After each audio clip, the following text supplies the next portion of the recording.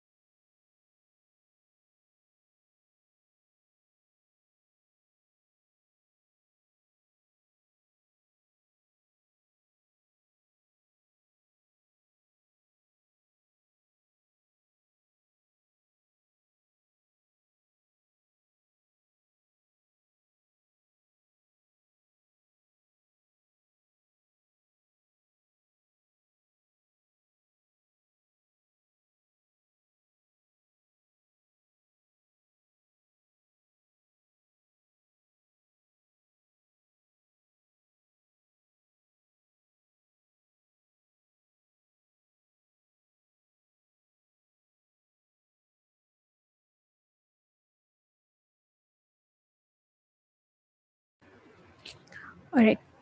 I think we can begin now. Can everybody hear me okay? Yeah, I think I'm clear. Yes, sir, you are. Yeah. All right. So let me, first of all, good morning, everyone. On behalf of Vijay Shivdare College of Arts, Commerce and Science, I would like to extend a warm welcome to all our participants and especially to our very esteemed speaker, Dr. Chetan JD, to this national webinar on probiotics. As we all know, a very healthy gut is a healthy you. And this has been part of not only ours, but plenty of ancient civilizations for a very, very long time. Fermented foods have been part of our eating practice for a very long time.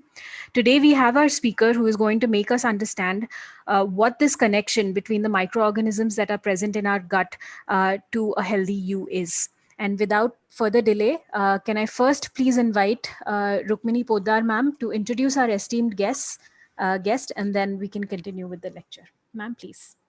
Thank you, ma'am. Good morning, one and all. I once again extend a warm welcome to the resource person, the guest for today's webinar, Dr. J.D. Chetan sir. I'm here to give his introduction in brief. Dr. J.D. Chetan sir has completed his PG, that is MSc in microbiology from QMP University, Davangere. Then sir has completed his PhD in the year 2008. And the topic for his research was screening, characterization, and optimization of alkaline protease production from Aspergillus vinti. Sir has then worked as the research associate, wherein the research was done on anti-cancer metabolite, that is camptothecin, and its derivatives from endophytic fungi. Sir has also done the PDF, that is postdoctoral fellowship, and at that time the topic of their research was pre-mRNA splicing factors from Saccharomyces cerevisiae and Schizosaccharomyces pombe. Sir has done this PDF during the year from 2008 to 2012, and Sir has also worked as a team leader at Samartha Life Sciences. Sir is having 13 international publications and 3 national publications. Sir has attended many conferences to figure it out. Sir has attended 38 conferences, and Sir has presented the papers in over 16 conferences. Then Sir has also got the grant for the project where they are doing the research on functional characterization of regulatory genes involved in the pungency in capsicum species. Then Sir has also applied for the patent, which is related to the novel extraction process for getting the higher yield of the enzyme, that is L-asparginase from E. coli. We wish all the best, and for getting this patent, sir. Our wishes are there with you. And presently, sir is working as assistant professor in the microbiology and biotechnology department at Karnataka University, Dharwad. Sir will be coming as the examiner for doing the practical evaluation of our students every year. And the thing which I like about it is sir is very much knowledgeable, calm, and disciplined at the same time. After completing his work, he'll be every time having a few minutes interaction with the students, where he will be sharing his knowledge and telling about some tricks and tips which helps the students a lot. So it's not like the other examiners which will just those who just come, finish their work and go. Sir will be always interested in giving the knowledge and helping out the students. So this year we could not meet you physically, sir, in the college, but it's really nice to have the webinar from you, and I'm eager to listen to you. Thank you, sir. Yeah. Thank you, Rukmini ma'am. It really gives me that pleasure of always connecting to Solapur University. It's been almost 7.5 years so that I'm associated with this college, V.G. Shivdhare College of under Solapur University. And it was one of your previous staff member, my junior, Ajay Kumar Oli, who introduced me as a examiners panelist member. It was in 2014, and since then I'm one among the examiners at your university overall, and yeah, specifically at V.G. Shivdhare was my first college as examiner, external examiner, and so being that I'm still there since then. So thank you for that. What I can say, like actually, you gave a kind of a huge introduction in that way. Anyway, like actually, when I would be more pleasureful to contact or communicate students of your college, UG, PG, and obviously it is a passion that I interact with students and support them to the best extent I am capable of in bringing the best of the knowledge that they can achieve or they can do with there. So it's only my part that I would do whatever extent knowledge I have. The extent of knowledge I have, I would like to disseminate. Knowledge is obviously for dissemination. So if it is stagnant, that doesn't make any sense to anybody. So putting that on the forefront, here is my presentation for today. I think I need to present the screen now, right? Yes, sir. You have been given access. You should be able to do it. All right. Okay. So is that visible now? Yes, sir, it is. Okay. So fine. So I'm just going full screen. Okay, fine. So I think it's clear. Yes, sir, it is. Okay. With this first view of this title page or the title slide of this presentation, I would like to give you a kind of both-sided impression. So I'm showing you two sides of understanding or a concept. So the world of probiotics is what the title I'm just presenting here. The world of probiotic is something which is enormous. Like, I don't know, like you people would have understood it or not. It is so wide, so huge, so complex that it is still being explored, and it is never ending. It is never ending for all reasons that we are made out of microorganisms. So I'll come to that in detail in next few slides. So how is this world of probiotic? What makes it called probiotic? Why are we so keen in understanding this probiotic is what I'm trying to present today. Yes, it's a try, literally, like how best I can communicate or reach you people. Yeah, in the due course, I think I can, with a proper feedback from your end, you all people, I can just understand. So here in this title slide, I just want to make, as I said, like two-sided concept. So you see, like there are two kinds of organism. I don't know, like if you can literally see that or not, but I would like to make a point here. There is one organism which are highly motile. There is another kind of organism which are almost non-motile. So with that, I would like to make an understanding for the students that you see some of the organisms like You see that yellow color, orange color organisms. These two organisms have, you see that long rods, yellow color, and you see that very big, like like a very scaly skin. I mean, scaly membrane, and having very high flagella content. Both of these organisms have flagella, and with flagella, it makes them motile. And when they are motile, they tend to have some kind of negative effect more than a positive effect. So the world of probiotic is out of this diversity. So you have a mixed culture or mixed diversity, mixed microflora or microfloral diversity within your body.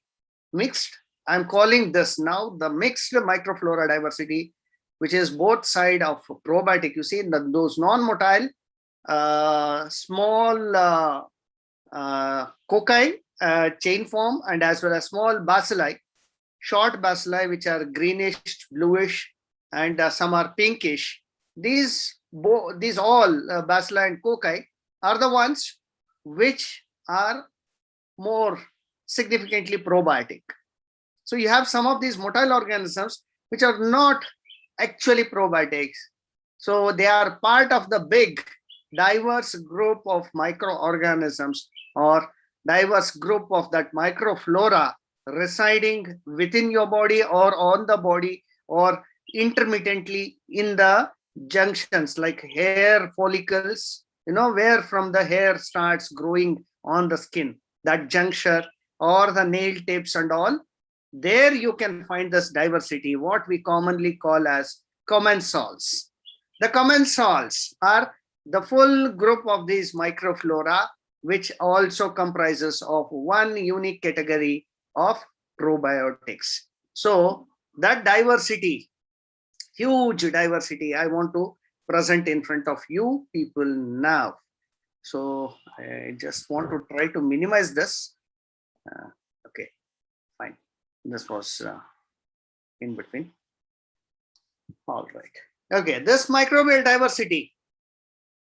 See, with one image on the right, I just want to bring in a relationship and understanding with what kind of organisms, how diverse, unique organisms can come in contact with the environment or in a surrounding.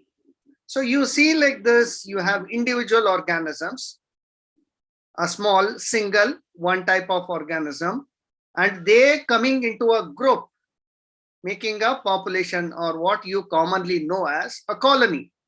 A colony comprises of different types of single species of microorganisms that make it a colony. Then this different mixture of organisms, more than one species of organism coming together, now make it a guild. G-U-I-L-D. The guild is something which are totally kind of different organisms. They are slightly different species, I can say. Genus still remains same in many. But again, you have genus diversity as well as species diversity, both. So you have genus is the higher level of taxonomic classification. I think everyone knows. And species is the lower level of classification. With that, you still have all the diversity, and that diversity of a group of organism makes up the guild. That's what the third level. The fourth level is the community that comes with a group of organisms as they form the guild. Independent guild is one kind of function. They stay together, different genus, different species stay together because they are staying in an environment which is rich in carbohydrates. The organism which can stay or which depend on good amount of carbohydrates, they are called as, they become a kind of guild or a kind of group. And then the organisms which need or depend more on proteins, they become a different group. The organisms which depend on more like minerals, they need more minerals. It is not like they need only minerals, they need more minerals. Or they need, in another case, they need more protein. In another case, they need more carbohydrates, but they also need little amount of other nutrition also. Like carbohydrate, if they need more, they also need little amount of protein, little amount of minerals and micronutrients also. But the more important thing is they need carbohydrates. So all these similar carbohydrate loving organisms means they depend on rich carbohydrate source. They will come together and form a guild. The organisms which love more protein, less of carbohydrate, less of micronutrients or minerals, they come to a different guild. See, this way they form a guild. Then they form a community, different guilds together stay as a community, and different communities like one human has one kind of, one community of, or what you call as common souls of microorganism.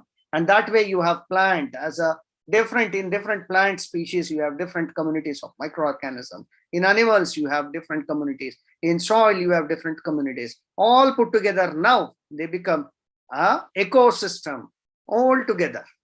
So in this, the relationship of microorganisms with one another in their environment, respective environment, you can define microbial ecology here. What you call the ecosystem or ecology that you want to bring and understand covers all those microbial processes that happen in the soil, water, air, or even in vivo, like in humans, in animals, in plants, and within microorganisms also. A gut microbiome, to understand, is something which is to do with humans as well as animals. You know, the gut space is from the mouth to the anal region. So it starts with the oral cavity or the buccal cavity of the mouth till the anal region. The full is called the gut. The gut region has its own diversity. The oral cavity, the esophagus cavity, the digestive system cavity, upper, lower digestive tract, and then the anal cavity. So all these 4 or 5 different spaces have different diversification of microbial types, different organisms, species, genus, and sometimes even higher family also, order also. These diversity can have a different effect in their own way. This is what you call as in humans a gut. So that that measures the makeup of the organism that are living within the human body. So previous researchers, they have understood and they have indicated a microbiota can have very diverse influence on human health. So these commensals or the gut microflora, I'm calling the whole, including the probiotics. All these can have different influence on human health. It can be either positive or negative, or through metabolic or any other process, they can change or adapt or modify and bring in a positive or negative influence. So with that, you have different kind of microorganisms that play different kind of role. The lower image I am trying to show here, they have the ecology in their own way. They play different roles, intercommunity heterogeneity, social and specific roles. They come together in a kind of, as I said, community, and they socialize, they stay together and they function, or they get associated with another species. Like as I said, in soil, like I'm showing you a globe, or humans or a plant, they associate, and plant microbe or animal microbe or human microbe interactions or microbial adaptations, intracellular interactions, and different kinds of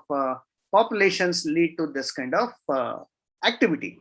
And in turn, they also leave behind some of the minor molecules which form vesicles that can sometimes contain toxins, nucleic acid, metabolites, so on and so forth, that can have influence. It can be even within the body also, in the environment also. So the gut microflow, I said about gut microorganisms. Gut as such, as I said, it's the oral cavity through the esophagus or the upper tract, and then to the digestive tract, upper digestive tract and the lower digestive tract, and then the anal region.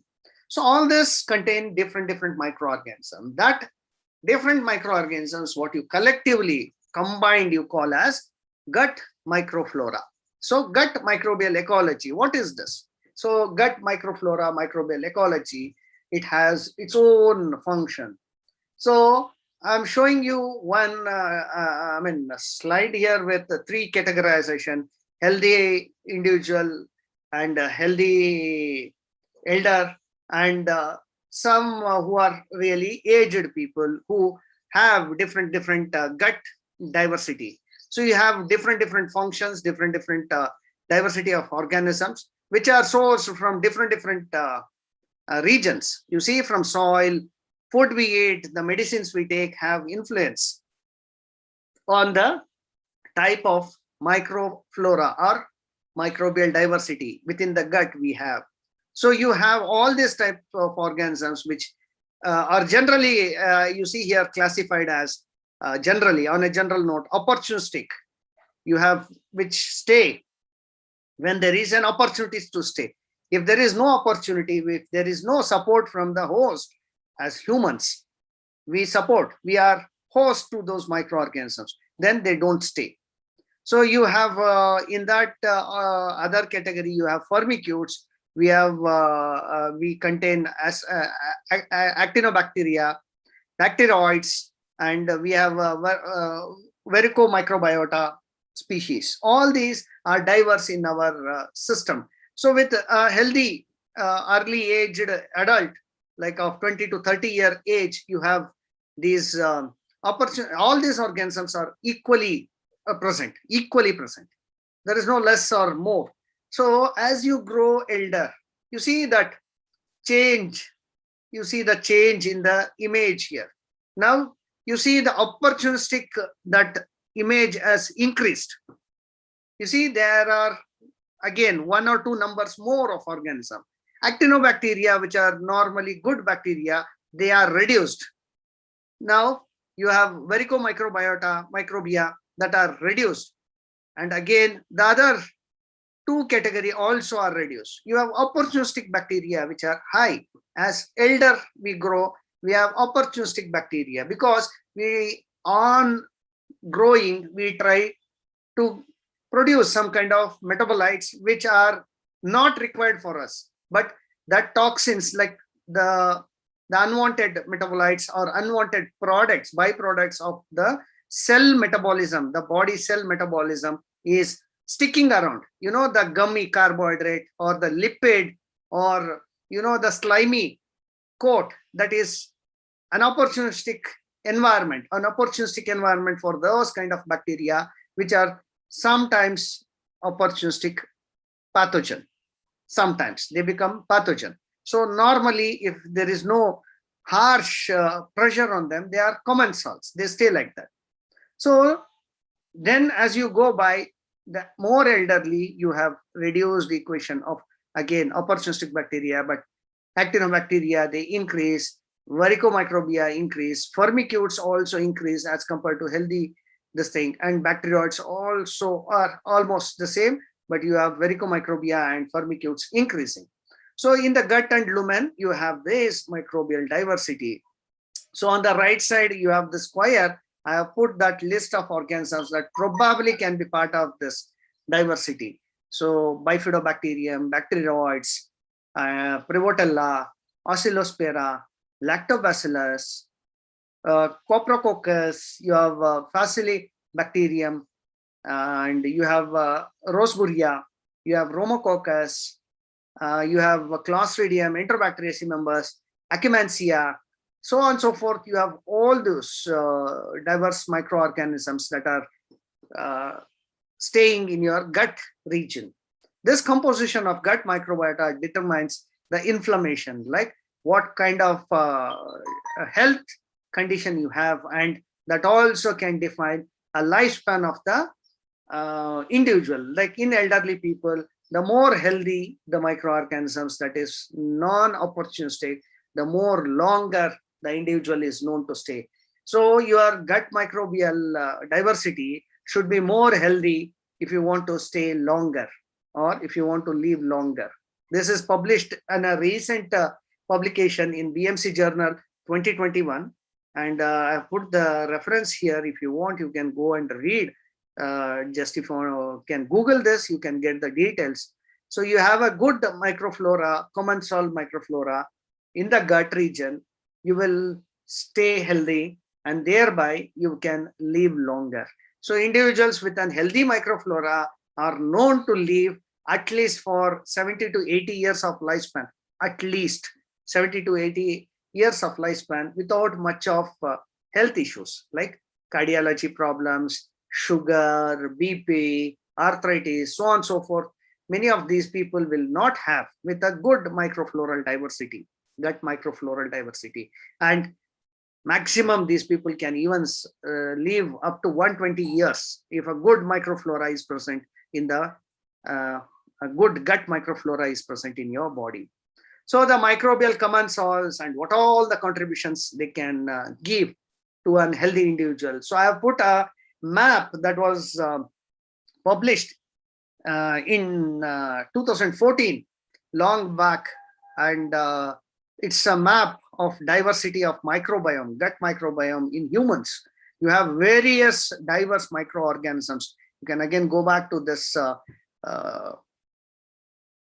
reference that I put below, Trends in Genetics. Yeah, it is in 2013 it was published, and you can look into that full picture. You have many diverse Propionibacterium, Streptococcus, Lactobacillus. You have commensal microbes, potential pathogens also, and some of the important organisms fall in 4 different phyla: Actinobacteria, Bacteroidetes, Firmicutes, and Proteobacteria. These are very, very abundant.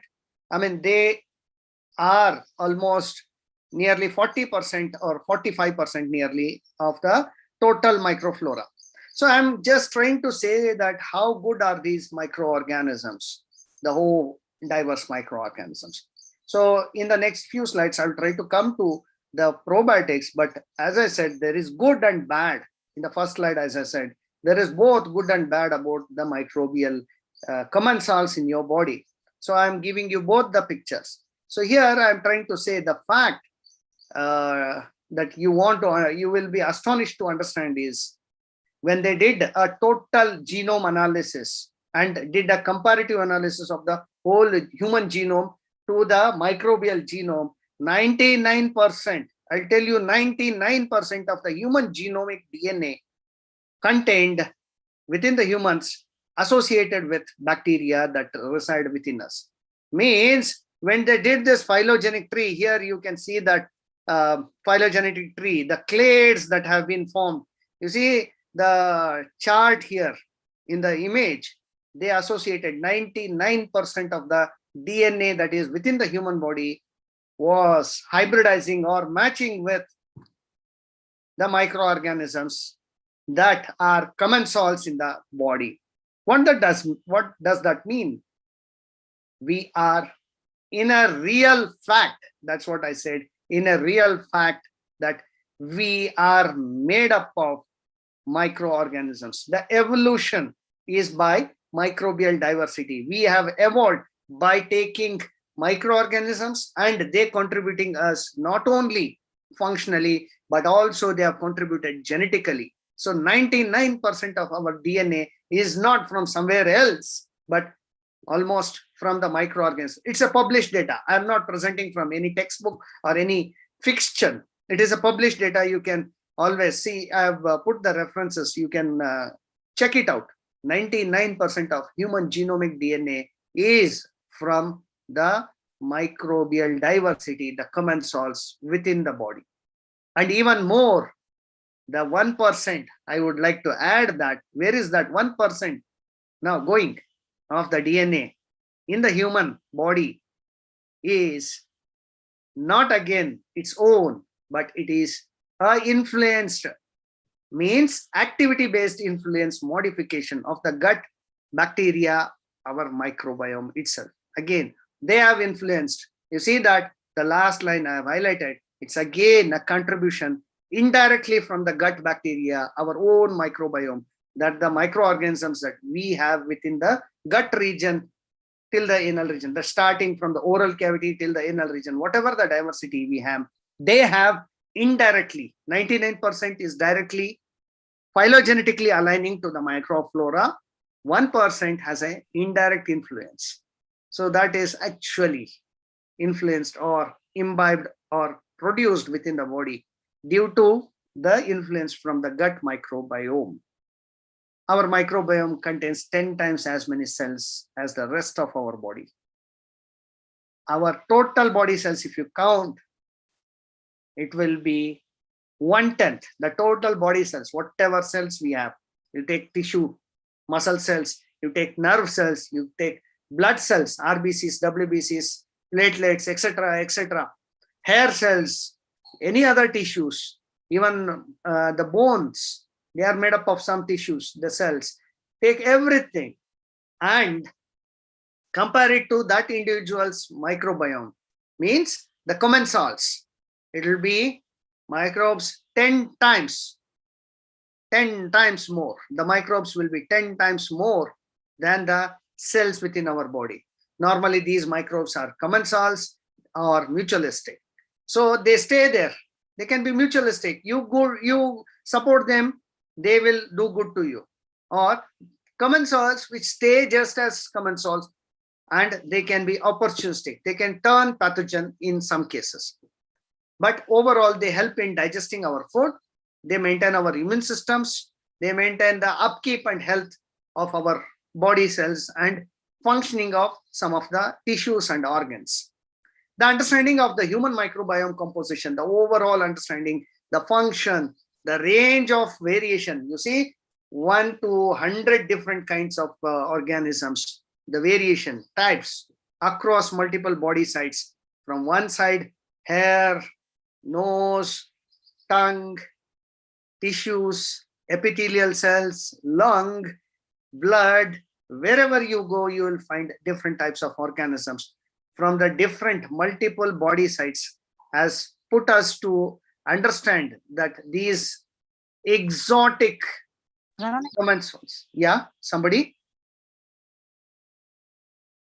Exotic commensals have a host microbe or a microbe or both kind of interaction. They can interact with the host system, the humans, or they can even interact with one another microorganisms which is neighboring to it. It can be of the similar kind, it can be of a different kind. So both of them can also interact.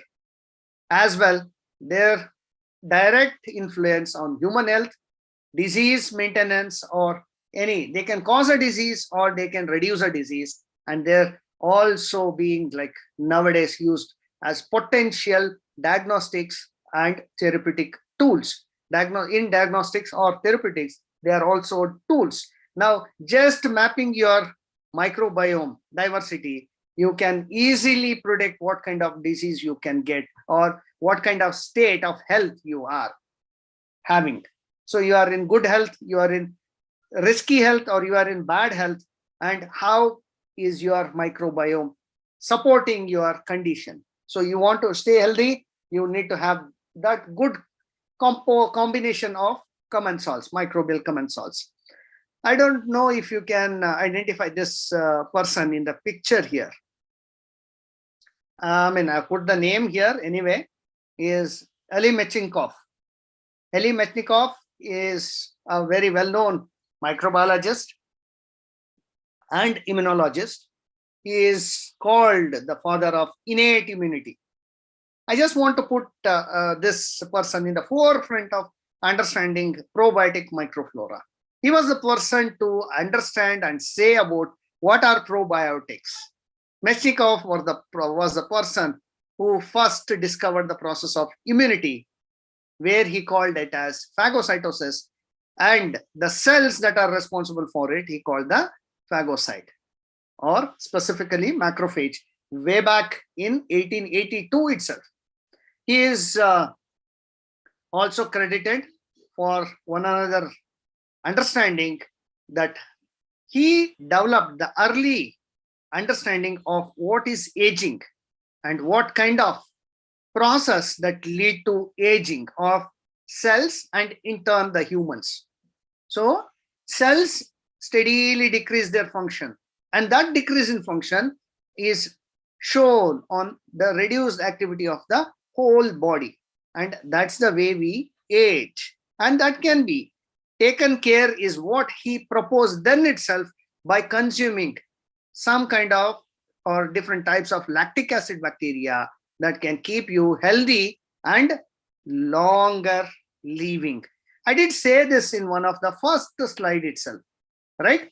I did say here in this slide, the gut microbial diversity. With this reference, now in 2021, we understand it more in detail that having a very good combination of gut microfloral diversity, you can live even up to 120 years without any disease and disorders. So it was actually postulated and proposed way back in 19th century. It is almost 130 years now that this scientist Eli Mechnikov proposed it, that probiotics are really good, but he didn't actually propose a word of probiotics, but the concept of probiotics or the good microorganisms for healthy living or healthy condition of humans came into proposition in the field of medicine. So he was also awarded the Nobel Prize in 1908 with Paul Ehrlich. I don't know if any one of you remember or know Paul Ehrlich, for discovering one of the unique medicine that we still use, not so frequently, but often it's being used. So in recognition actually for their work on immunity, where phagocytosis, macrophage, and phagocyte process was totally identified. Innate immunity work was recognized, and they were awarded joint Nobel Prize in the year 1908. He was part of the Louis Pasteur Institute in France, and Pasteur actually invited him. He's a Russian-born scientist who worked in Germany and Poland and Sweden, I suppose, for a few days. But later he came down to Louis Pasteur, who we all know as father of microbiology, or father of modern microbiology rather, and he gave a position in Pasteur's Institute in Paris, and where this person stayed till his death in 1916. So this person worked in Pasteur Institute working on different microflora, microfloral diversity till almost 28 years. And with understanding of the probiotic function out of the gut microfloral diversity, he started the concept of probiotic in the field of medicine. So I just want to bring in this identification. Where and how would you identify, for what reasons you would say them as probiotics? Where do you get them? How do you get them? So anything you can call probiotics? No. These are two generally conceptualized, understood process of practically defining a probiotic organism. So on the right, which is in green color, the flow diagram says about the WHO guideline for isolation and identification of probiotics, and thereby applying the probiotics. So once that is done, you can follow that.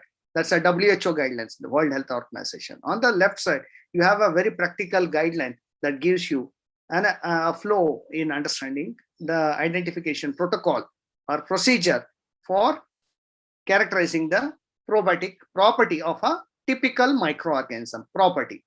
So in both the cases, you start with strain isolation from any of the sources. It's normally a animal origin when you want to do in laboratory. It can be fecal matter, rumen fluid, head gut, ruminal gut, or in some cases milk or any other sources. But of late you have plant sources also.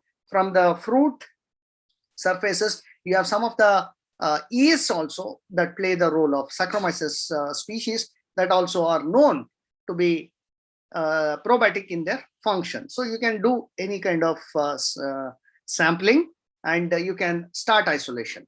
So isolation, then strain identification, in any way you want to do. It can be genotypic or phenotypic method, identification and characterization of the strains by any of the molecular techniques or any of the taxonomical methods, which is in accordance with the, or which matches the International Code of Nomenclature. So you have to match them taxonomically by virtue of the tests that are conducted, the biochemical tests.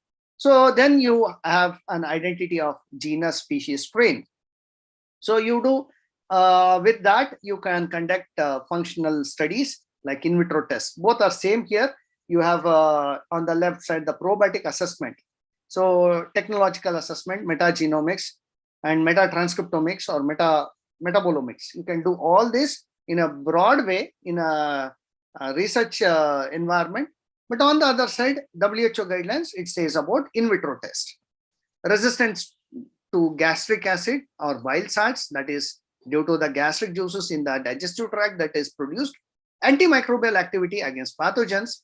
Yes, they should have some kind of bacteriocin producing ability, which can be a regulatory mechanism to inhibit some negative functions around themselves. So if they are inhibiting, they are good microorganisms. So they should have antimicrobial activity against pathogens. So human pathogens, they should inhibit. Not that great extent, but they will surely inhibit to a good, decent, good in extent. You can't compare it with an antibiotic. Bile salt hydrolyze activity. Bile salt hydrolyze activity is one another thing that you can do in the bile salt test. Then reducing of pathogen as adhesion to the surfaces, that is according to the WHO guidelines. Then you can also do a determination of transferable antibiotic resistance that can come from one organism to another organism. That's at the molecular level studies. So once you have that strain, you can take it to the next level of animal studies, in vivo safety and efficacies. So once in animal model, like you do in small rat or mice or rabbit or guinea pigs, or you can also do in some of the apes and monkeys. So once that is done and proven that you have a good probiotic organism which is unknown or which is unique in itself, then you can bring it to human clinical trials after animal studies. Then you have a very specific strain identified and functionally characterized. You have safety phase 1, efficacy phase 2, and effectiveness phase 3 trials that are conducted in human studies, clinical studies. Once you are done, you do the phase 4 trials determination of optimum dose and applicable serving dose studies. Once that is done, you have a good manufacturing practice and formulation.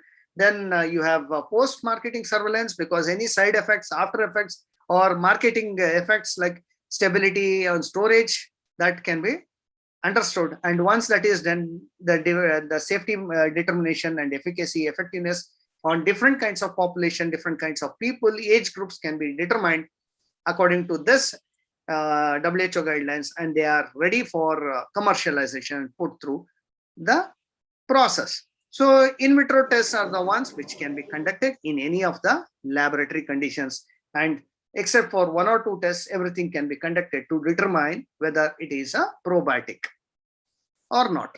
So the probiotic composition in our body, what is the equation? The word probiotic, actually, I would like to introduce you here for 3 important terms. Obviously, many of you will be knowing the first one. A few of you will be knowing the second one, which is in red color. Almost, I think, minimum or nil people, I don't know if somebody is knowing. The third terminology, which is in orange color, symbiotics. The first, pro and pre, I think it's familiar to many of you. Probiotic and prebiotic. So the documented beneficial effects of true probiotics are well known, and in many cases they work in different ways. So these functions, when understood, the functions give an organism, a commensal organism or a good organism, its identity or its nomenclature of being a probiotic. The word probiotic is derived from Greek, in which it means probios, which actually means supporting life, for life. Pro, yeah, supporting, or for life, which is opposite meaning of antibiotic, against life. This is the translated form. The term prebiotic first used by, actually, just 30 years ago, sorry, it's less than 30 years ago, by Gibson and Robert Freud in 1995, and they were defined as indigestible, fermented or fermentable food substrate. It can be fermented or fermentable. You can ferment it or possibly fermented in a later stage by partial hydrolysis. Food substrate that selectively stimulate the growth, composition, and activity of microflora, that probiotic good microflora in the gut or gastrointestinal tract, and thus they can improve the health and well-being of the human system or the host. This is what it says about the good microorganism, and it is support. The probiotic get the support from the prebiotic, the food that it needs within the human gut, or the support in the form of different fermented foods or fermentable foods that we consume can support the good growth or living of probiotic microorganisms. That is prebiotic. Symbiotics are referred to as the usage of both prebiotics and probiotics together. So symbiotic or symbiotic, together. So you need to have a good ratio of prebiotic and equal ratio of the probiotic microorganisms. So put together, these make up symbiotics, and they are suitable. I mean, in good composition, suitable composition can really drastically contribute the activity of probiotic function, probiotic microorganism. So they really support a good mental health, immune system, immune health, cardiovascular function, respiratory function, skin health, digestive system, vaginal health or anal health, and they also help in infant health also. Like they relieve the infant of the colitis or colic infections. The Enterobacteriaceae infections commonly seen with infants up to 5 years of age, newborn to 5 years of age. They also reduce incidence and severity of NAC. So in the infants, neonatal enterocolitis, NEC, neonatal enterocolitis. So mental health, anxiety and stress, if you have a good probiotic, you will not face this anxiety and stress because they regulate or they keep the normal expression of the anxiety and stress hormones. Yes, many of you will be surprised, but that does happen. Immune health, they support the immune function, trigger the antibody secretions and primary immune system responses in the form of interleukins, interferons, cytokines, so on and so forth. Respiratory, yes, now with COVID situation, you all know these probiotics support like anything. They bring in the balance where there is imbalance. Cardiovascular function, yes, they take care of any such toxin accumulation, any such accumulation of carbohydrates and polysaccharides and lipids and fats or triglycerides. So thereby they control the higher levels of cholesterols and unwanted HDLs or LDLs or low density lipoproteins. That's bad fat, bad lipid or bad fat, what you know. So the digestive health, that's one of the biggest support that they provide. They bring in a balance or they take care of the imbalance on the other side and bring in a balance with the digestive function and the normal function. Gut barrier function. So gut barrier function, anything that should come into the digestive system can be taken care by these organisms that stay in the upper tract. So nothing unwanted is released like toxins and other things. Gut inflammation, you have some infection due to which there is an inflammation. They immediately act upon, neutralize those negative or pathogenic organisms, and thereby they reduce the gut inflammation. Adverse symptoms like diarrhea, constipation, bloating, pain, discomfort, and irritable bowel syndrome or irritable or inflammatory bowel syndrome, that all are taken care. But actually some of these like the bloating and diarrhea can be also part of the anal or vaginal health, sometimes, but on the other side they do regulate vaginal health. Yes, they bring in a balance in the acidic condition and neutralize the pH and keep it as normal in function. On the other side, like with digestive health, they also bring in antibiotic accosted diarrhea. So when you take more of antibiotic, it is obvious that it washes the gut flora, and thereby you have negative effect leading to diarrhea. Diarrhea because elements, minerals are lost, and these gut flora or the probiotic microorganisms are good in bringing back the minerals and elements. They also are supportive in taking care of Clostridium difficile, which is one of the worst infection that you can have in your digestive tract. To keep it away, there is always a chance of relapse, reoccurrence, because they stay there. Not all goes out. Clostridium, some organism still stays there, but whenever they again start affecting the body, these probiotics take care of it and they neutralize them again. They also help in digestion when there is improper digestion of lactose intolerance people, and fiber digestion, and so on and so forth. These are some of the good functions. So bringing it in a big picture, probiotic can have therapeutic application, immunomodulation, intestinal microbial composition. They help in maintaining a balance of different microorganisms, negative, positive, slightly negative, good probiotics, and so on and so forth. Metabolic effect, digestion, and other side effects.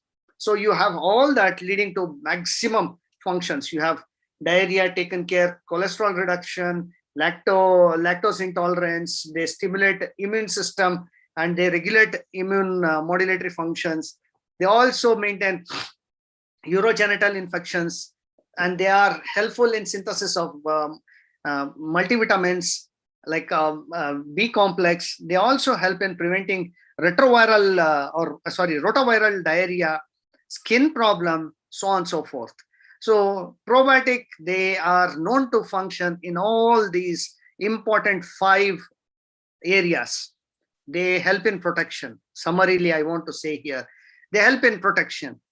They overcome the pathogenic effect of pathogens like bacteria, parasites, viruses. They protect from these bacteria, parasites, and viruses in many cases.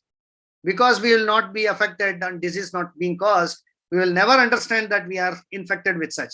Often we have one of the pathogens in our body, and unknown to us externally, the probiotic organisms within our body will be fighting these pathogens because we will not see any infection. They themselves will be the first line warriors. They keep these infection away when they enter the body. Just if you mistake, they will start the next level of infection. Then is what you will find the diarrhea, vomiting, so on and so forth. The toxins, again, vomiting is one of the outcome of the toxin. So any food that you consume with which is stale or which has toxic effect in the body, then again you have adverse effect. So to a good amount of concentration of toxins, these probiotics can reduce those toxins. Infections, yes, they can overcome some of the opportunistic infections. Yes, they are also known to regulate cancer and the gut region. They colonize the epithelial cells in the gut region. So thereby they keep producing some of the kind of metabolites that regulate and rejuvenate any of those cells which are non-functional, because any non-functional cell can in some point of time turn cancerous. They can turn cancerous. So if there is any non-functional cell, it makes sure that it is refunctional or it goes into apoptosis, which is programmed cell death. On the other side, you have absorption. So where multiple nutrients are to be uptaken by the body in the digestive tract, like the intestinal tract, the large and small intestine, that absorption is enhanced, or like the human cells are capable of taking 1 or 2%. By presence of the probiotic microorganisms, the uptake will increase by tenfold. So whatever is normal need of the body, it will be taken up by the presence of probiotics. The absorption, like vitamins of vitamin, in case of vitamin B, vitamin K, the vitamin K is obviously produced by probiotic organism itself. mineral uptake in the form of iron and magnesium, calcium, glucose uptake, fatty acid uptake, that is all enhanced by presence of probiotic.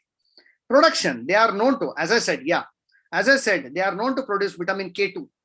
So the microorganisms are known to produce vitamin K2, scaffoldbutyrate, and enzymes. Multiple digestive enzymes are produced by these probiotic organisms.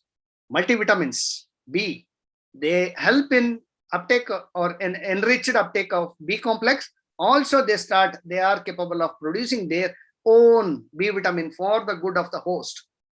Modulation, they are immunomodulatory, as I said in previous 2 slides. IgA, IgG immune cells are triggered by the probiotic microbial function. Beta cells, T killer cells, and then the inflammatory response due to cytokine response, interleukin, interferons, all this is again modulated by these probiotic microorganisms. The other functions, that is intestinal mobility, like movement of the bowels. So whatever the nivala is, nivala jo khate hai, so what we take, it should go properly into the stomach, digest, and that nivala should not stick around. The bowel, what you call, is the nivala. It should function, it should digest, it should release the nutrients, and unwanted should again move to the intestinal tract, large intestine, and go out of the body. So that is taken care by the probiotic microorganism that they support in the movement of this bowel. Bile creation and gastric secretion. So it is again regulatory function. More of bile, more of gastric juice, it is acidity. So if you have good probiotic in your gut, in your digestive system, it helps in optimum or just what is needed, that much amount of bile juice secretion or gastric juice secretion.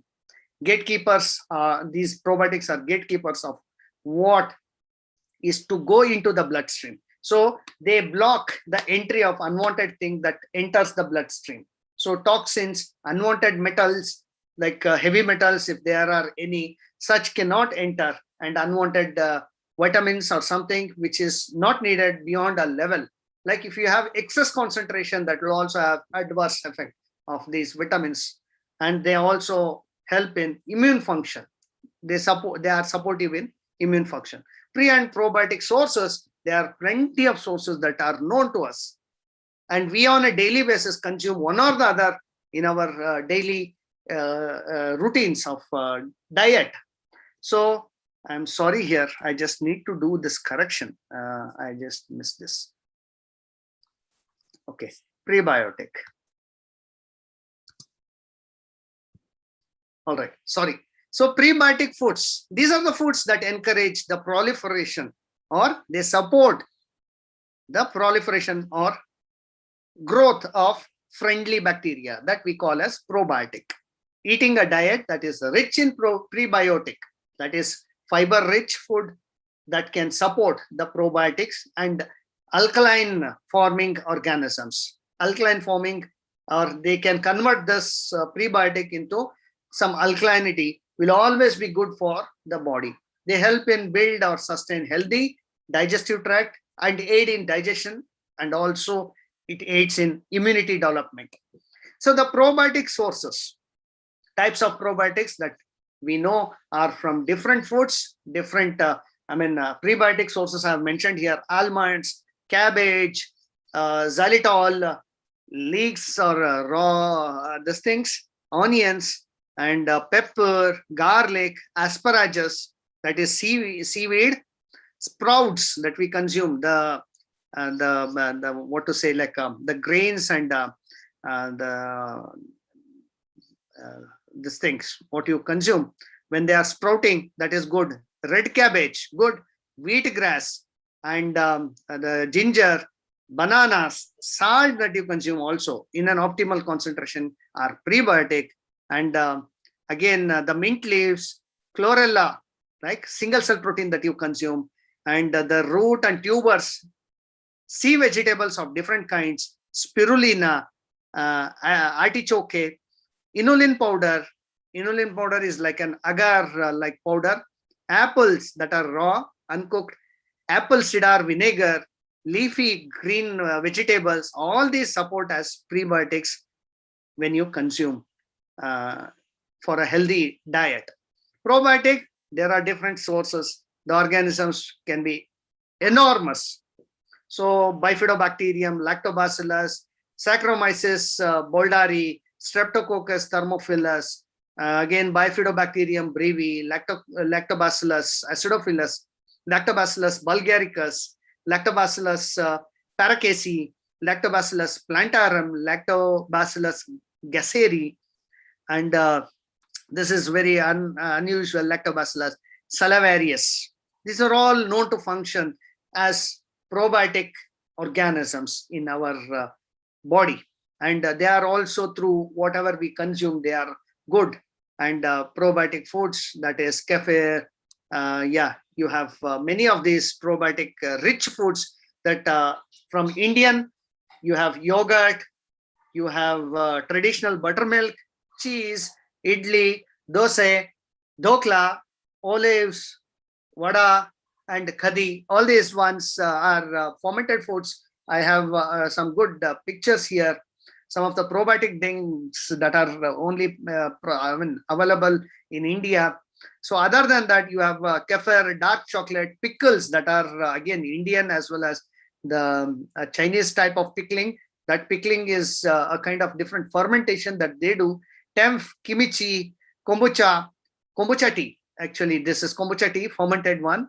Natto, specific cheese, different kinds, not normally found in India. You have bread, and also beverages, fermented beverages that actually is not origin to India, but yes, now found in India, wine and beer and etc. All these fermented foods can increase the absorption levels of vital minerals in the digestive tract or gastrointestinal tract. Thus, they are supportive in preventing mineral deficiencies whenever you have diarrhea or vomiting sensation or effect. New horizons and biotherapy, microbial biotherapy, and functional foods. So the next level of understanding that has come up, this is the again recent paper of 2020, which says the prebiotics and the probiotics combined, which forms the synbiotics, can help in fermentation of non-digestible fibers. And this we know, which is commonly found in some of these animals. You know what is this called as? These animals. One of you can open your mic and give me that answer. The animals that, yeah, in animals, they have this digestive tract fully loaded with these microorganisms. Cow? These, yeah, please. Again. Cow? No, they are called as, these category of organisms, they are called as Rudiment? ruminants or ruminants. Rudimentary system they have. They have the rudimentary system, or they are called as the ruminants. So these ruminant the containing animals like cow, buffaloes, goat, sheep, they can't digest the fiber that they eat. 90% of the fiber that is present in the grass, leaf, and other stem, bark is digested by the organisms that are present in the rumen of the animals, these cow, buffalo, goat, sheep. So this is what I am trying to say here from this paper, which was published in 2020. So this paper says that the combination, what I said in previous slide as synbiotics, the dietary fibers, the prebiotics, and the probiotic microorganisms put together can selectively ferment the non-digestible fibers, convert it into butyrate, acetate, propionate, and then that will be very good energy source of colonocytes. The butyrate, they can have or surely will have anti-inflammatory effect and also anti-cancer effect, which is unknown, and that is happening day in, day out. We will not know it. But people who have some kind of side effects will have low probiotic or low prebiotics, and that is what makes them suffer from some of these inflammatory diseases, or rarely people who have cancer. On the other side, you have probiotics directly working with extracellular metabolites that they produce, like biosurfactants, bacteriocins, soluble factors, vitamins, organic acids, which have angionistic knack against the enteropathogens. So they knock out the enteropathogens, unwanted pathogenic or opportunistic pathogenic microorganisms. They also help in antioxidative property, and they also produce nutrition in the form of vitamins and enzymes. So on the other side, you have non-viable probiotic bacteria. Non-viable, they are not long standing. They are short stay. They stay for a while. So they come in anti-adhesion potential. They have to stay for a while. So they have anti-adhesion potential. They stay for a while. They are supportive. They keep the function active as they bind. Then they are immunomodulatory. They act as gut barrier. Unwanted organisms, they block as they stay on the surface. They block unwanted. Temporarily they come, they block the binding of pathogenic microorganisms that are part of our food, air that we consume, or water we consume. They block the pathogenic or opportunistic pathogenic organisms, and thereby they become immunomodulatory. They also trigger some of the primary immune function. So they function directly on the brain, gut-brain axis. They stimulate serotonin function also. Okay. On the other side, you have cell surface components of the probiotic bacteria. As their cell surface, you see that lipid bilayer that functions in anti-inflammatory and anti-biofilm. The biofilm normally is formed by pathogenic microorganisms. Salmonella, some of the E. coli or Enterobacteriaceae organisms. So there again, they function as anti-adhesion effect. They support by binding to the surface of the epithelial cells and anti-adhesion. They don't allow these unwanted biofilm producing organisms or infecting organisms, and they create a barrier, surface coating, and they block other organisms. So they also have other effect like cholesterol reducing effect, antioxidative effect that supports the heart function in turn. There is something called as tight junction proteins that are regulated or produced by these probiotic microflora, which are claudin, oculidin, zonula occludens that enhance, that are enhanced by expression, and thereby they regulate the cell proliferation and cellular metabolic function. So these probiotic foods that we consume with some of these viable and non-viable probiotic microorganisms. The first one, normal probiotics, are viable. Some that come transiently and go temporarily, stay temporarily and go away, they are transient or non-viable probiotic microorganisms. Probiotics, they improve the immunity, they aid in better digestion, yes, palatability, absorption of calcium, and they also prevent allergies. Many of you people, humans have allergies to many things. So that is where they support. They also help in treating diarrhea. That's a one best thing they do. And in a pregnant woman, if she consumes probiotic foods, like before a month of the delivery, like in the, say, 30th or 34th month, between that 34th, 36th month of that period, where it is 8th month around, this will help prevent the newborn infant from contracting any allergies or allergic infections. So to a great extent, or to some extent, they will have that beneficial effect. Also, on the newborns. If the infants that are aged between 6 months to 1 or 1.5 years are, when they are given the probiotic food, the probiotic help in building their immunity, because they try to trigger the immune response, immunomodulatory response. And some fermented foods are exceptional source when consumed, like these infants or the elderly people also, when consumed, become essential sources of vitamin K2. I said it in previous slide. And they also help in preventing the arterial plaque buildup, the solid calcification, or more accumulation of carbohydrate, and thereby they also help in regulating some of the heart diseases, coronary heart disease. For example, cheese curd is an excellent source of probiotic and also vitamin K2 as well as B complex vitamins. So microbial biotherapy, they are known to be beneficial. So of late, like past 30-40 years or so, officially they have been brought into therapeutic regime. But we know that these unusually are being consumed from ages immemorial.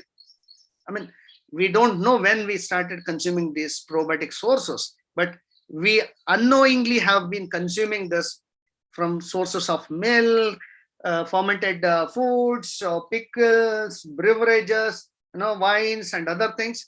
And they have been part of our system and have been helping us to live healthy and happily. So, but of late, when we understood it in detail, we started the therapeutic regime. So how to treat these disease or disorders using some of these functional microorganisms, what you can call as functional, the beneficial probiotic microorganism. The gut microbiota modulations can help reverse the established microbial dysbiosis. Dysbiosis is opposite of symbiosis. Symbiosis is the equational balance between both prebiotic and probiotic. I said it.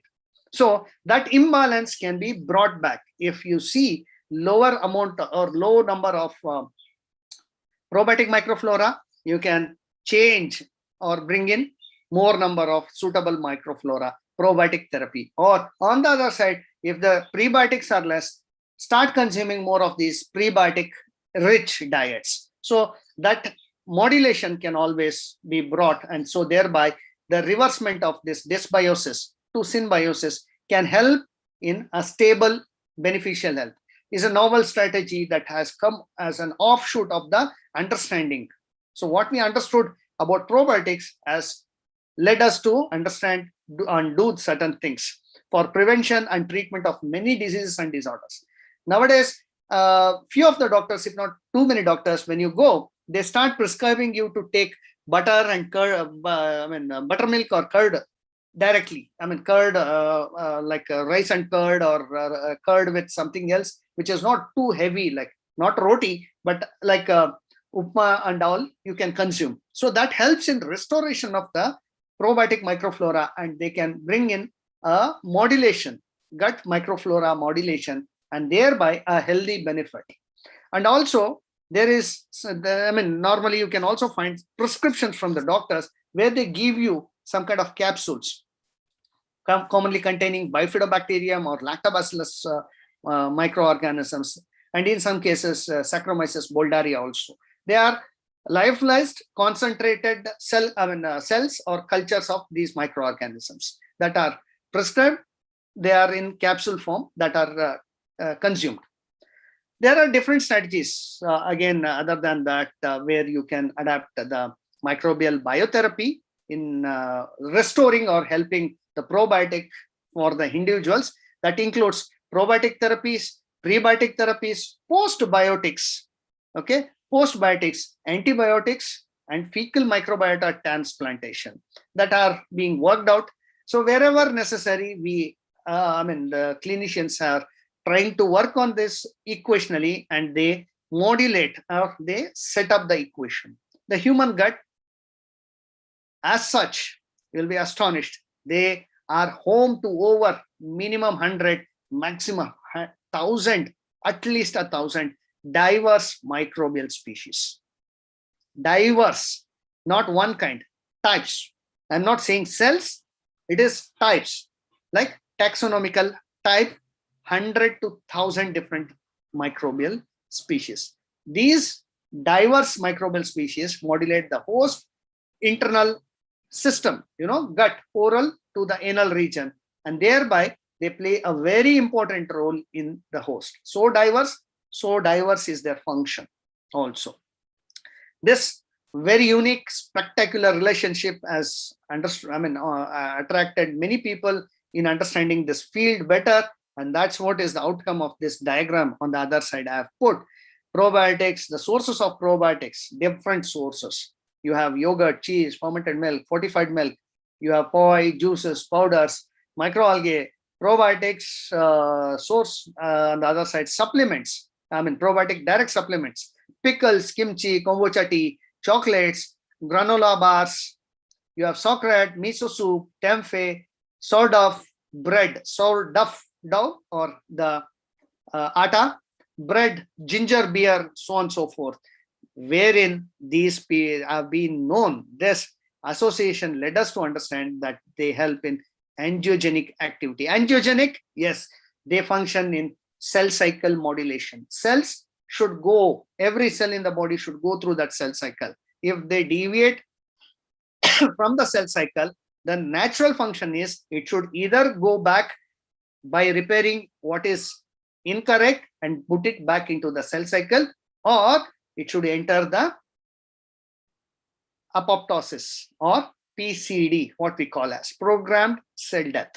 So either of this, it should happen. If that doesn't happen, there is another way where this probiotic modulate angiogenic activity, cell function. You have antipathogenic activity. You have like this huge research understanding has led us to understand anti-obesity activity, anti-diabetic activity, anti-allergic activity, anti-cancer activity, anti-inflammatory activity. Their source of vitamin B is also vitamin K2. Urogenital health care, keeping the genital tract infection or genital tract diversity, microbial diversity. Effect of probiotics in brain and CNS regulation. So the neuronal function, reduction in blood pressure, cholesterol normalization, thereby sugar level, lactose metabolism, and digestion of such food that is rich in lactose, immunological response, and protection against parasitic infections, different microbial infections. More specifically, these organisms have that enormous diverse roles to play in defense, eupepsia, digestion, like eupepsia, pepsici is what is digestion, and eupepsia is adverse digestion, along with catabolism and anabolism. Their impact on brain gut response.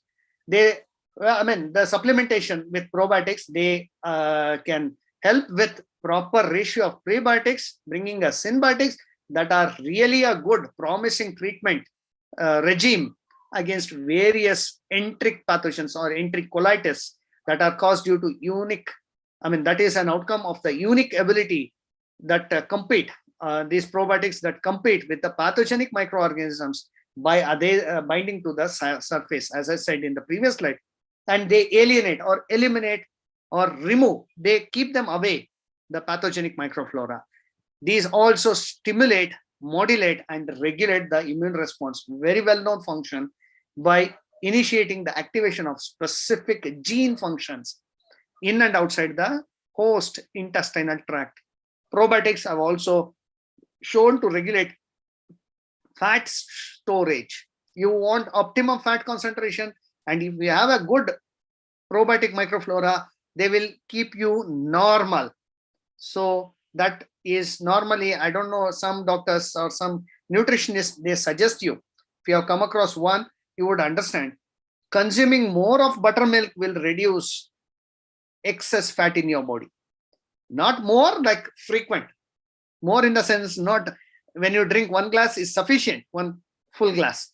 More, it doesn't say that you should drink 2 or more glass at a time. No, one glass continuously. You should not stop. Like regularly, you should drink at least once in a day. Will help you keep your fat levels, cholesterol levels normal. They stimulate intestinal angiogenesis, intestine cell function, and also cell proliferation. So personalized probiotic approaches have begun now. Like in past 10-15 years, there is a huge demand on this. Probiotics have become very good support systems in humans and human health. So murine gut mucosal probiotics being colonized is mildly enhanced by antibiotics. So here in the image, I'm showing you that in the animal model, when you take antibiotics, there is a marginal increase in the probiotic colonization. On the other side, you have human gut. There is human and murine. You have the rat as well as human. With the consumption of antibiotic, you have gut function alter. So, but in murine system, there is a proper enhancement in the colonization of these probiotics, and that helps in modulating any adverse effect of these antibiotics. If you take excess of antibiotics, these probiotics have an adverse effect, is what this work of 2018 says. The human gut mucosal probiotic colonization is significantly enhanced by antibiotics. So in humans, it has shown that it is more enhanced, like the probiotic colonization function is increased. The post-antibiotics probiotics delay, like when you take more of antibiotics, once your treatment is complete with the antibiotic medication, you have delayed gut microflora action. They act very slowly. So you don't have that normal probiotic function. So on contrast, there is a good support from other kind of replacement therapy, that is in the way of autologous fecal management regime. So when you have a fecal replacement regime, see, you have fecal matter that is being used. You know what is fecal? Many of you, if you don't know, it is your rejected food. Like, you know, what is coming out of your anus is the fecal matter. So that fecal matter contains all this waste, but it also contains your gut microorganisms, and part of that gut microorganisms are your probiotics also. So in such cases where antibiotics affect the probiotic or gut microflora, the fecal matter transplantation, you wash the fecal matter, culture the probiotic microorganisms in the fecus of that individual, replace them back, that helps restore the mucosal microbiome from the oral cavity till the anal region, and that helps in a good bring back, you see, the spontaneous recovery of the health, and that will have a very good stable function in the gut region. So on the other side, in this picture, the left side picture, I'm trying to show about the bifidobacteria function. That's B. longum, the species you see here, B. longum AH1206. That's an organism that is known to be used. They have tested in this paper, and they have understood by replacing this microorganism, which has been isolated culture, and on a long term, they are known to produce higher resource. You know, like last thing, they colonize more and more. They become more efficient in gene and genetic regulation. They also start producing some of the resources, metabolites, like antibiotic compounds that inhibit the pathogens. They also start producing enzymes. They also start producing vitamins. They also start producing some of the beneficial modulatory metabolites, and so on and so forth. So on a long-term sustenance, they help in overcoming some of the adverse effects. So you have personalized medication possible, and now as per the individual's function, you can support by transplantation or probiotic recolonization, and that helps in overcome the adverse effects in the body. So this is the advancement of recently that has come out, and that's going to benefit many of you in your studies and understanding. So I would like to stop here. Thank you everyone, and I'm open for any such discussions or any such queries, questions. Thank you so Thank you much, everyone. So yeah.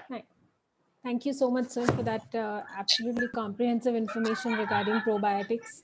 I'm sure a lot of our students have benefited from this. And so I would like to open up the floor for a few questions. If students have any, you may please ask, sir, if you have any doubts or questions regarding this. Sir, Yes. is there any plastic degrading probiotic microorganism? Yeah, there are many probiotics that are known to do that kind of work. There are, but what is the concern that you are concerned? Polythene degradation or plastic degradation? No. What is your concern with probiotic? Like, what do you want to do with that in humans? Like, they are probiotic. The word probiotic says they are beneficial to humans. By plastic degradation, what is the thing you want to do? That is an offshoot. I mean, that is not in the body that we want to do. Any plastic degradation that happens in the environment.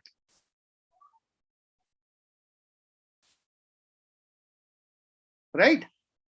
There are many organisms. Yes. Thank you, sir. Yeah.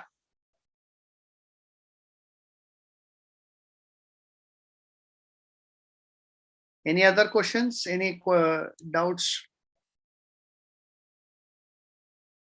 So there was one question which was messaged to me, which is, what if the person is lactose intolerant? Is there any difference that is seen in the gut microbiome? Yes, lactose intolerance is something which is to do with milk allergy. I think many of you know it. Is that very well understood or not? I don't know. Lactose intolerance is, yeah? I think you might have to explain it, sir, a little bit. Okay. Lactose intolerance is something where the people don't produce, or their gene. It is sort of genetic disorder where the individuals lack the gene producing lactase enzyme. That gene is not present. There is a mutation, or in some cases, when there is a mutation, that will not support the individual. The person will not be able to digest lactose. You know, when you consume milk, it contains a rich source of lactose, a good sugar. So, but that is not digested because the lactase enzyme that can break this lactose is absent. So intolerance is something where you can't digest, and this lactose sits idle, starts doing nonsense function when you consume unknowingly. But it's sometimes part of your other diet also, not only milk. Milk is a rich source. So how to overcome it? So when you have a good probiotic microflora, this microflora, the probiotic organism that are capable of producing lactase, can help in turn overcome that kind of lactose intolerance adverse effect, as they produce lactase enzyme. Yes, nice question.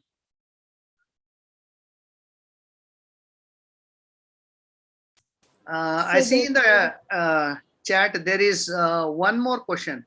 So will the probiotic therapy work on patients like this? Okay, that same in continuation, right? Yes, sir. Yeah. Okay, so it does work. So you can choose a probiotic consortia, but normally probiotic therapy is not normally done with one kind of microorganism. So you have probiotic therapy that is normally done in a consortia. More than one organism is given, because one kind of organism being given in higher concentration will have always a adverse effect. Is there a, and there is one more question. Some person like, Padmanabh. Is there a probiotic related to anti-diabetic activity? So anti-diabetic, it is not directly. So as we all know, the diabetic function is something regulated by the presence of insulin hormone, the signaling hormone, which signals the presence of sugar.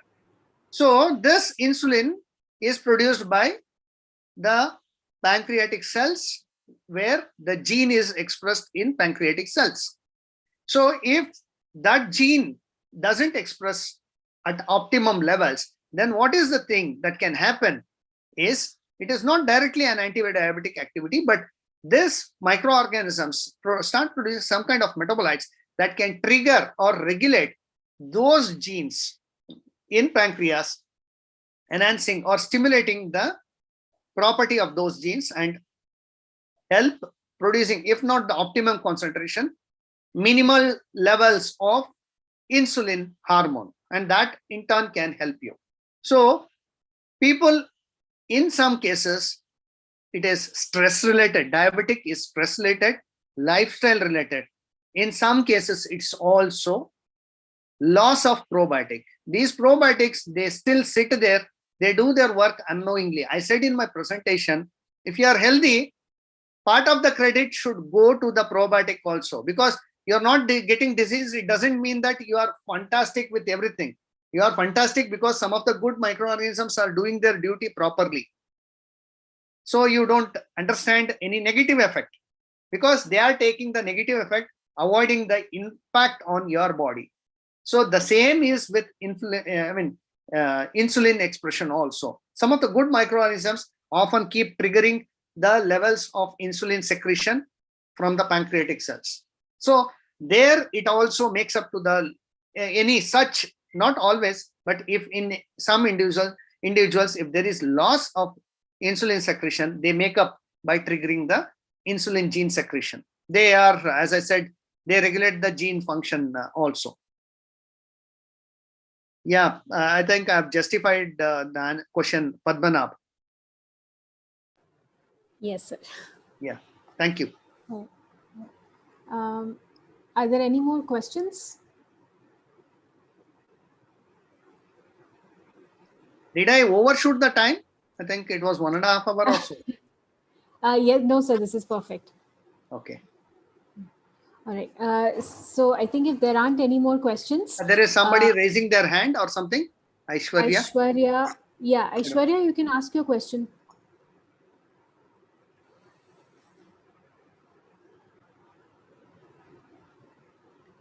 No, sir, I think it was accidental. Okay.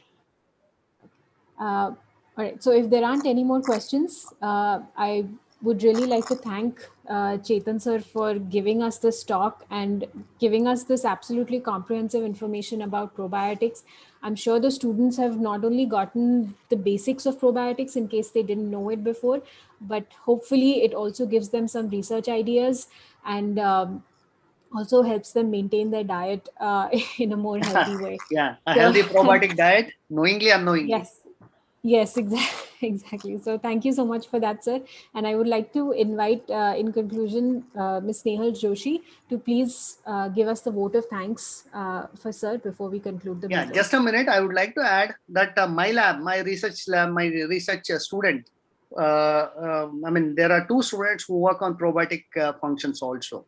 We are on with understanding the probiotic diversity in the buccal cavity, oral cavity also. So that part of the work I have not used or included here in the presentation, because that's entirely research. I didn't want to confuse much with that part. So I tried to keep it as simple as possible. There are many functions in where you have habits, in the region bordering Maharashtra and Karnataka, you have people who have this habit of often chewing the tobacco. That's one case one of my student has taken up. They have this toxins being produced from this tobacco chewing or betel nut chewing that affects the epithelial cells surrounding the oral cavity. And that is the long-term effect that you see as oral cancer. So we are seeing that what is the loss of probiotic diversity there that leads to that oral cancer. As I said in one of my slides, that there is angiogenesis, like they rejuvenate the cells that are withering off or dying off, or they process it appropriately through what you call as PCD, programmed cell death. If either of this doesn't happen, then the cell is obvious to do some kind of harm to the human system. So that is where we are trying to look whether we can replace a good probiotic or bring in a good probiotic, suggest it as a therapy, so that people can overcome some of these oral cancers, but not start again chewing tobacco with the probiotic organism. So I'm not suggesting that. Yeah. Thank you. Thank you. No, thank you so much, sir. Sir, I have a question, sir. Yeah. So you have told about the betel nut, which make cause the cancer, but there are papers suggesting that betel nut chewing, it is not means harming, or it is not carcinogenic. Madam, no, actually, I am not pointing directly the betel nut. Okay. The plain betel nut is not known to cause. Yes. I am pointing to the betel nut which is coated, like the pan parag and the pan masala. Yes. So those betel nut, those are having the adverse effects, ma'am. Oh, okay. Those are known to have. The only thing I would like to add here, like many of the people who consume that don't know, is there is adulteration in these the pan masalas also. Adulteration, they add the synthetic chemicals which enhances its temptation, the consumption temptation. So the betel nuts that come in part of this pan masala and pan parag or something like that, they are coated with some adulterated chemical molecules. Then what about the other, this one, sir, Kolkata, betel nut, and we have different varieties.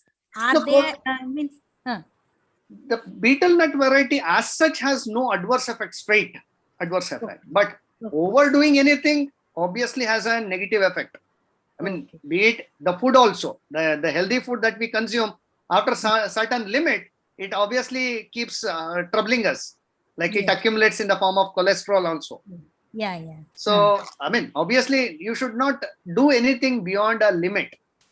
So that is something to do with an excessive consumption. But the nominal consumption will never have any adverse effect just with the plain betel nut. But the processed betel nut, which is coated with some masalas or artificial flavors or synthetic chemicals, like you see that saffron loaded. Yes. Yeah, but mouth freshener.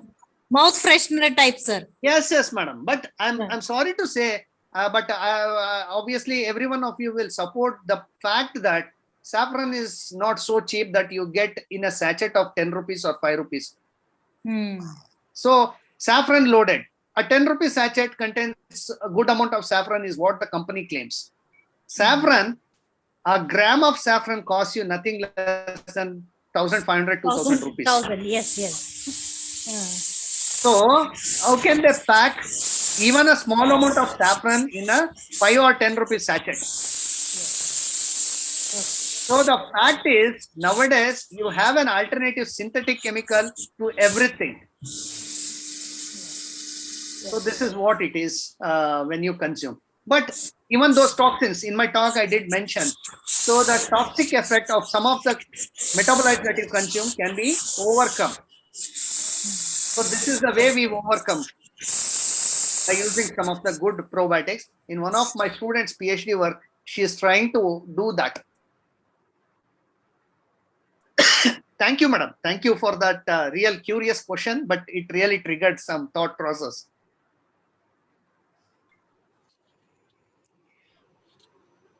Okay, sir. I think it was Gopika, madam, right? Yes, sir. It was. Yeah, really nice that it triggered some good thought process in our, that led into our research also. Thank you. Yes. So thank you for that. And if you would not mind, we would definitely like to have you back to talk about your research projects as well regarding probiotics to help. Surely. Would be really meaningful for me too. Yeah. Thank you so much, sir. Yes. So with that, could I please request Snehal Joshi ma'am to give the vote of thanks?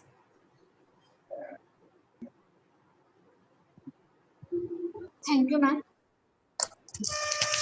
Am I audible, ma'am? Yes, you are. Okay. A very good afternoon to all.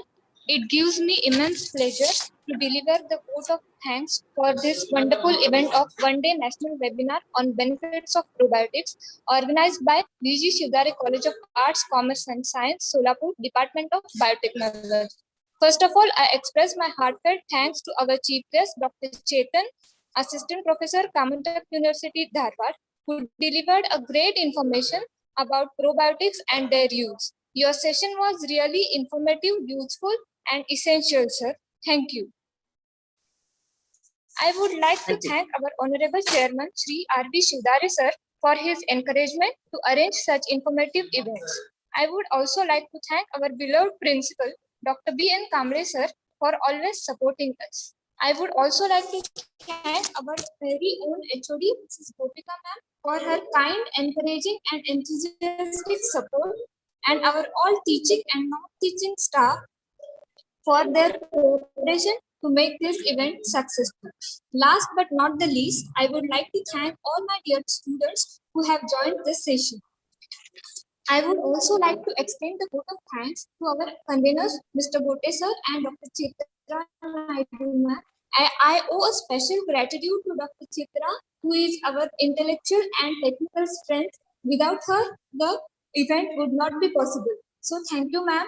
Once again, I thank you all on behalf of VG Shivdare College of Arts, Commerce and Science, Solapur, Department of Biotechnology. Thank you all. Thank you. Sir, thank you very much. I personally thank you, sir, for accepting my invitation on behalf of VG Shivdare College of Arts, Commerce and Science, Department of Biotechnology. We would again like to have such more lectures from you and many thought-provoking talks from you, sir. Thank you very much, sir. It's always pleasure, madam. Gopika ma'am, thanks for that invitation, and Yes. I'll be overwhelmed. Thank you for your kind words. Yes, sir. Thank you very much, sir. Thank you, madam. Thank you again, Rukmini madam, and I think other staff members, and giving me an opportunity to present my views and my understanding about the topic. Thank you. Thank you, everyone. Thank you so much, sir. Thank you. Thank you, sir. With that, I would like to conclude the meeting. Thank you very much, everyone. You may leave now.